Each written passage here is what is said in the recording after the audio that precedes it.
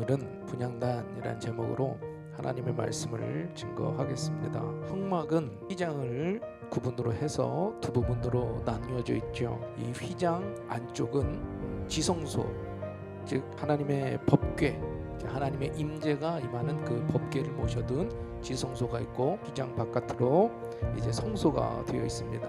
분향단은 지성소 바로 앞에, 다시 말하면 이 휘장 바로 앞에 분향단이 놓여져 있다라는 거죠. 즉 하나님께 가까이 나아가기 위해서 반드시 분향단을 지나가야 된다라고 하는 거예요. 오늘 이것이 무엇을 의미하고 오늘날 살아가는 우리에게 분향단을 통해서 받게 될 은혜와 교훈이 무엇이 있을지 은혜를 나누고자 합니다. 첫 번째로 분향단은 성도의 기도를 의미한다라는 거죠. 이 향단이라고 하는 건 이 성도들의 기도다라고 하는 것을 우리는 깊이 생각하고 기억해야 할 줄로 믿습니다. 두 번째로 이 향은요, 아침과 저녁으로 살라졌다라고 하는 거예요. 그것처럼 우리의 기도 생활도 늘 우리의 삶의 처음과 끝을 장식하는 중요한 것이 되어야 할 줄로 믿습니다. 이 새벽을 깨우는 것뿐만 아니라 잠자리에 들기 전에 하나님께 기도하는 것, 그것이 우리 성도들의 마땅한 자세고, 분명히 성경에도 여호와 앞에 끊어서는 안 된다라고 얘기하고 있어요. 하루도 주님의 은혜를 생각하며 은혜 가운데 살아가겠다고 다짐하며 하루하루를 시작해야 할 줄로 믿습니다.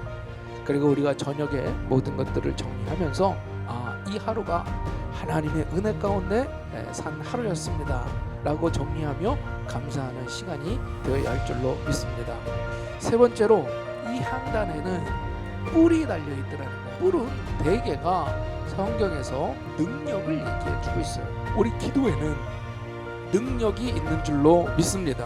그러므로 우리가 기도할 때에 이 기도가 기적의 원동력이고 만사를 변화시키는 능력이 되는 것을 믿고 우리는 기도해야 할 줄로 믿습니다.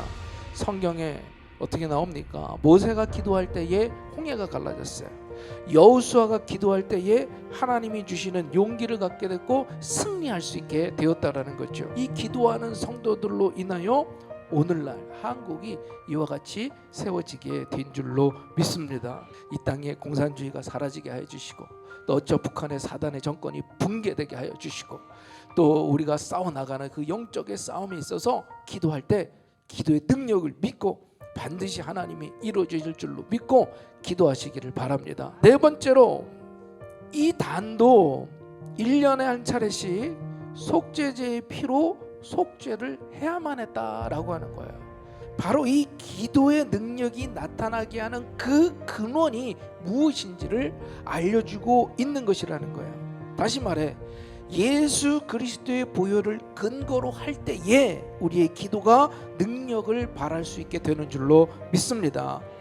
주님께서 우리에게 기도를 가르쳐 주실 때에 반드시 하나님께서 우리에게 기도할 때에 반드시 예수님의 이름으로 기도할 것을 말씀해 주셨어요. 이 기도의 응답, 기도의 능력의 근거가 무엇인지를 분명하게 깨달아서 예수 그리스도의 이름으로 기도하며 나아가야 할 줄로 믿습니다. 다섯 번째로 이 분향단은 제사를 드리는 곳이 아니다라고 하는 거예요.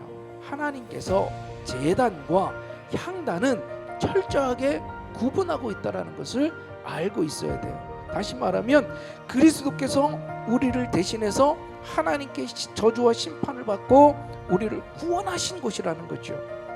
두려운 것입니다. 심판의 장소입니다. 또 거기에 또 은혜의 장소인 거죠.